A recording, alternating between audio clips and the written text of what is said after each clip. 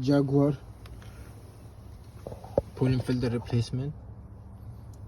So pulling filter is in the glove box, and to remove the glove box you need to push this down. Same thing other side, you have one here, you can push it down from here. It's not hard, it's very easy. And when it come out, you can see here inside, this is the one with, and it has a clip down there. Yeah, you pull the clips towards you like that, come out. It has one more same thing that side as well. You can just pull your hand, look, yeah, this is grab it, and that's it.